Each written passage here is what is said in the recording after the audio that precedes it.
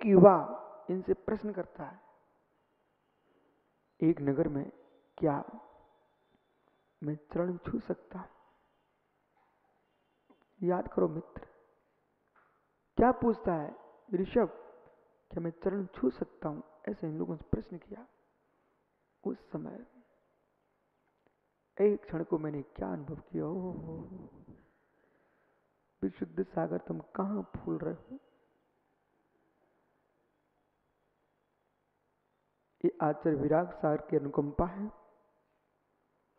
जिन्होंने तीर्थंकर के शासन में तुमको दीक्षित किया है। और हे मित्र, ये भी पुरुष है, ये दो भी पुरुष है, ये तीसरा भी पुरुष है। हे मित्र, एक युवा कह रहा है, क्या मैं इनके चरण छू सकता हूं? उस समय इन दोनों के चेहरे देखने लायक थे। मुस्कुरा के कहते हैं, और उसमें रबसन भैया द्वैत चल रहा था कि इनके चेहरे पर द्वैत ऐसा था कि एक और राकेश पंडित प्रसन्न भाव था, दूसरा संवेग भाव था, और तीसरी ओर अहम भाव था। इस पर भी ध्यान रखना, अहम भाव था, वो होना भी चाहिए था। सर्वथा अहम भाव है नहीं है स्यात्। यदि अहम भाव इन बेटा बेटियों को आ जाए तो जैन धर्म सुरक्षित हो जाए।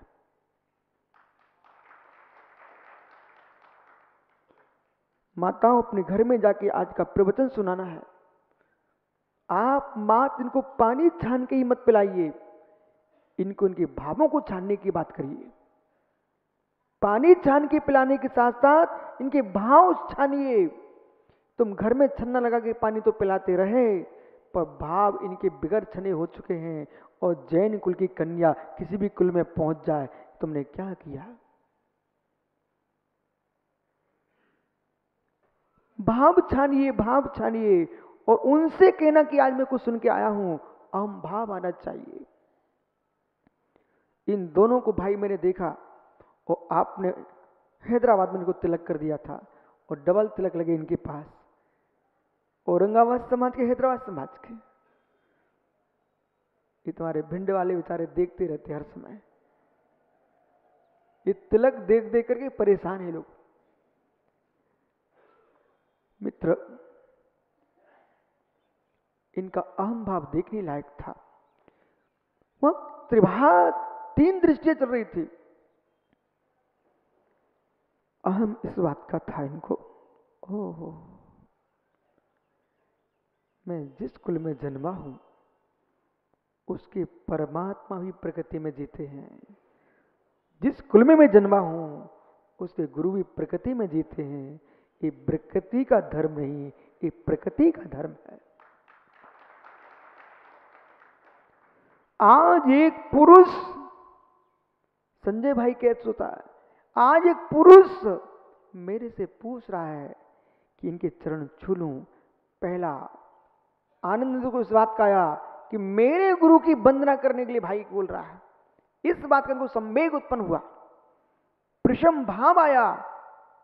शांत चित्त होकर के देख रहे थे, और मुस्कुरा के कहते हैं, हाँ भैया छू लो, छू लो, चरण छू लो, पैर पड़ लो, ऐसे बोले। वह क्या देख रहे थे? ओ अभाग्य मेरा। उसी क्षण ये भूत की ओर चले गए, भूत में चले गए। और अध्यक्ष पर्यटन मंदिर जी सुन रहे कि नहीं, भूत में चले गए। और ऐसे भूत में गए, जितने यहां बैठे ना सब भूत में चले जाओ।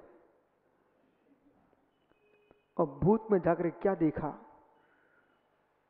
वर्तमान तो मेरे लिए सामने गुरु और मनुष्य पर्याय उज्जवल कुल, उसमें सम्मान झलक रहा है। भूत में जाकर क्या देखा कि आज का नहीं है। मेरे भूत की पर्याय कितनी पवित्र होगी। आज की पर्याय तो कारण नहीं कार्य है, वर्तमान हमारा कार्य है, भूत हमारा कारण था। क्या मेरी पर्याय पवित्र होगी भूत की, और कितने पवित्र परिणाम होंगे जिन परिणामों ने ऐसा शुभ का बंध किया जो मुझे मनुष्यशाही प्राप्त हो गई, उज्जवल कुल मिल गया। और इसलिए नहीं मैं महान हूं इस कुल में, भोग भोगने के लिए नहीं, योगियों के साथ चलने का अवसर मिला है और योग धारण करने का अवसर प्राप्त हुआ है, इसलिए मेरी भूत की पर्याय कितनी महान है। राकेश भैया, हर व्यक्ति को अपने भूत की पर्याय को धन्यवाद देना चाहिए। तो समझो, जिस भेष में आप लोग बैठे हो उस भेष की प्राप्ति के लिए भूत के भावों से मिलो। दुनिया कहेगी भगवान से मिलो, मैं यूं कह रहा हूं भगवान से मिलने के लिए भी अपने भावों से मिलो। भगवान ने भगवान नहीं मिलाए। भरत भैया, मित्र विश्वास मानना, भगवान ने भगवान नहीं मिलाए, तेरे भावों ने तुझे भगवान मिला दिए।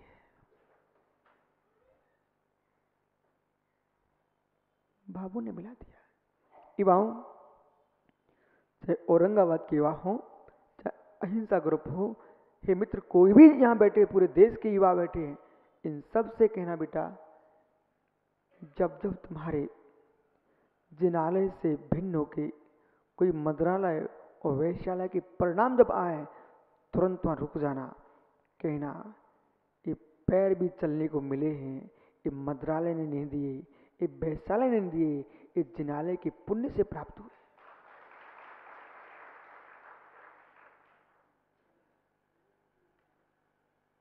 अमृता स्थिति नाम का ग्रंथ है आचार्य योगेंद्र देव स्वामी का। आचार्य योगेंद्र देव स्वामी के दो रूप देखना चाहिए हर व्यक्ति को। योग सार परमात्म प्रकाश ग्रंथ देखो तो अभूतपूर्व अध्यात्म की व्याख्या करते हैं, वो अमृता स्थिति को जब जाते हैं तो पुण्य की व्याख्या करते हैं, क्योंकि उनको मालूम था पुण्य पाप क्षय के योग्य हो जाए उससे ये कहना पुण्य भला नहीं है। और जिसे पुण्य पाप की व्याख्या का ही बोध नहीं है, उससे पहले क्या कहना, मेरे मित्र पाप छोड़ पुण्य को प्राप्त कर। जब पुण्य के पास पहुंच जाओ फिर कहना मात्र मित्र इसमें उलझ मत जाओ, ये भी तेरी आत्मा का धर्म नहीं है। पुण्य पाप से शून्य निज ध्रुव ज्ञाय की तेरा भाव है।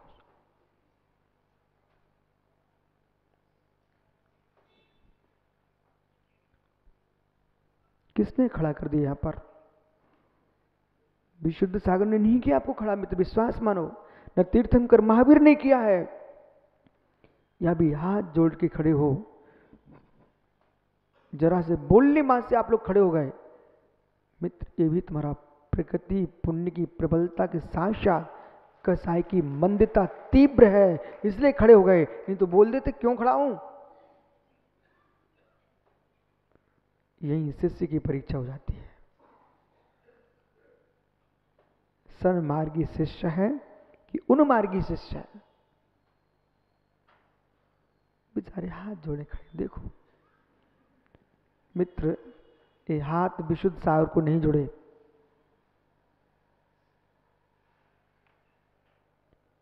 ये तुम्हारी विशुद्धि के हाथ जुड़े हैं।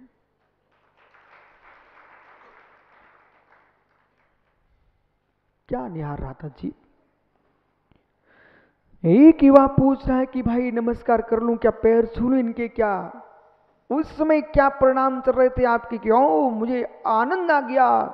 एक ये जीव जो चरण छूने को तरस रहा है, हम इतने पुण्यात्मा रोज चरण धोते हैं। दूसरा आपको बीच का विषमवाद देखना, दूसरा बीच का विषमवाद कि एक तरस रहा पैर छू लूं, एक आनंद लुटे मैं चरण धोता हूं।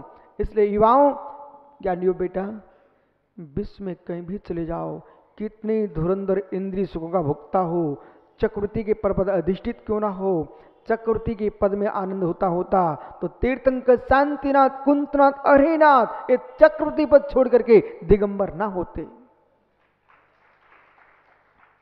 और मैं बार बार कहता हूं महेंद्र भाई, ये रविचंद्र जैसे नेता यदि शांतिनाथ, कुंतनाथ, अरिनाथ भगवान मुनि ना बनते, ये लोग किसी मुनि को नमस्कार करने नहीं आते। अरे नेता लोग है ना, वे तो बोले मैं राजा हूं, पैसे वाला हूं, साधु तो वे बने गरीब मरीब होते हैं। मित्र, गरीब साधु नहीं बनते, गरीब कभी साधु नहीं बनता, अमीर साधु नहीं बनता, फटे पहनने वाले नहीं बनते, अच्छे पहनने वाले नहीं बनते हैं। महेश भाई, गरीबी से साधु बना जाता होता तो विश्व में कोई भिखारी न मिलता, सब दिगंबर मुनि मिलते। गरीबी से साधु बना जाता तो कोई भी भिखारी नहीं मिलता थैला टांगे हुए, सब मुनि बन गए होते। क्योंकि दुनिया को मालूम है कि विश्व में सारे ब्रह्मांड में साधुओं की अष्टद्रव्य से कहीं पूजा होती है, एकमात्र जैन धर्म में होती है, कहीं भी नहीं होती है। पंचपरमेष्ठी में, नव देवता में इनको देवता के रूप में स्थापित किया गया है,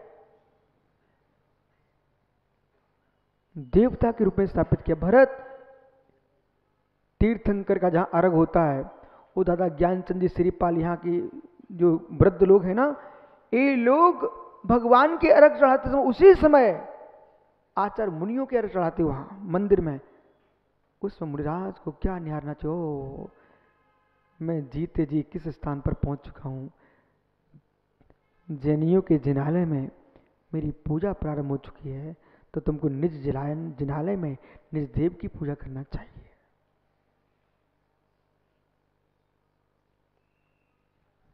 दो की बात तो सुन ली ना आपने, एक तरस रहा था और एक चरण धो रहा था, वो कह रहा था बड़े अहम के साथ, हाँ पढ़ लो पढ़ लो पढ़ लो, पैर छू लो। बेटा, इस बात का अहम रखना अपने आप में, इस बात का अहम रखना, और बालक बालिका को सबको समझा के रखना। जिन कुल में जन्म मिला है इसे तुम दूषित मत कर लेना। भारत में जन्म लेना ही पुण्य का उदय है, ये ध्यान रखना। आगम का वचन है, भारत में जन्म लेना ही पुण्य का उदय है। ये पुण्य भूमि है, तीर्थ भूमि है। बताओ कौन सी अमेरिका में तीर्थंकरों ने जन्म लिया? लिया क्या? क्या विदेशों में नारायण कृष्ण का जन्म हुआ? क्या राम का जन्म हुआ? क्या तीर्थंकर का जन्म हुआ? नहीं हुआ। सारे तीर्थ भूमि यदि कहीं है, ये भारत भूमि है।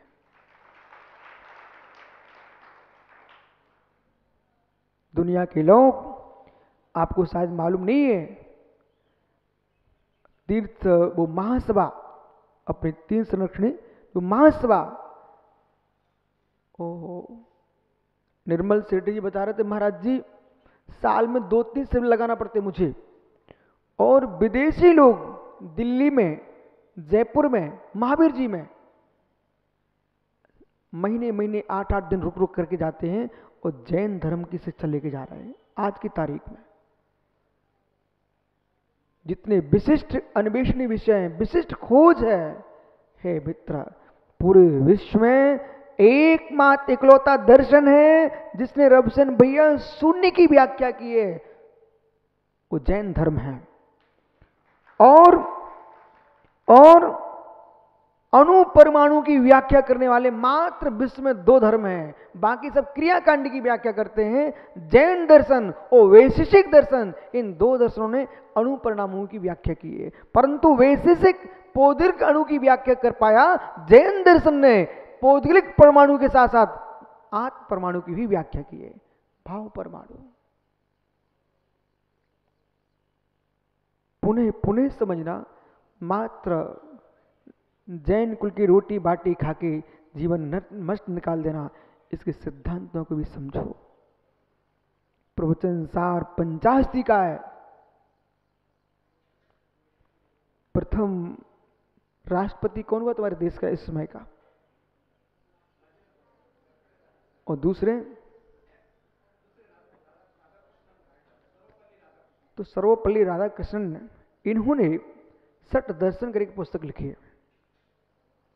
उस सठ दर्शन पुस्तक में उन्होंने 6 दर्शनों की व्याख्या की है भारतीय। उसमें जब जैन दर्शन की व्याख्या की तो उनको कहीं कोई विषय नहीं मिला। उन्होंने पंचाशिका ग्रंथ को ज्यों का त्यों उठा उठा के छाप दिया और स्पष्ट उन्होंने लिखा कि मैं जो भी लिख रहा हूं इसको तुम सर्वोपरि मत मानना, क्योंकि धर्म बहुत विशाल है और सारे विश्व में यदि जैनत्व को स्वीकार कर लिया तो कहीं धनुष बाण उठाने की जरूरत नहीं है, क्योंकि ये अणुबम की बात नहीं करता है, अणुव्रतों की बात करता है। जैन दर्शन ये नहीं कहता तुम अणुबम चलाओ, जैन दर्शन कहता है अणुव्रतों का पालन कर लो, महाव्रतों का पालन कर लो। यदि अणुव्रत महाव्रत आ चुके हैं फिर अणुबम क्यों उठाएगा? श्री स्त्री दो के पीछे ही सारे विश्व के युद्ध हैं। युवाओं बेटा, श्री स्त्री के पीछे सारे विश्व के युद्ध हैं, श्री स्त्री के पीछे सारे विश्व के युद्ध हैं। या तो नारी परिग्रह या धन परिग्रह, यही परिग्रह सता रहे जीवों को। महेंद्र भाई क्या हुआ? जब भी युद्ध होगा ना तेरे घर में तो 2 ही कारण मिलेंगे, उस युद्ध के पहले छोड़ के चले जाना।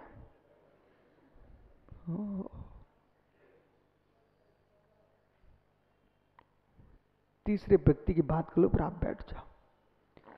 जब ये 2 बातें कर रहे थे, एक कह रहा पैर छू लूं और दूसरा कह रहा था हाँ छू लो छू लो, तब तीसरा सोच रहा था जब छूने वाला अवभाग्य मान रहा है, छुलवाने वाला अवभाग्य मान रहा है, विशुद्ध सागर तुम भी तीर्थंकर महावीर के शासन को, विराग सागर को, कुंद कुंद आदि आचार्य भगवंतों को और सनातन जैन धर्म को नमस्कार करो कि एक जीव छूना चाहता है, एक छुलवा रहा है, और तुम जिस शासन में मुनि बने खड़े हो, दुनिया को मुनि दिखता हो, मित्र ये मुनि नहीं, ये जैन धर्म है।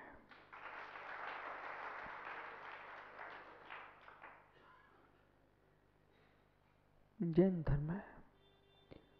मेरा प्रश्न है, आप जैन धर्म कहीं खड़ा करना चाहते हो क्या करोगे?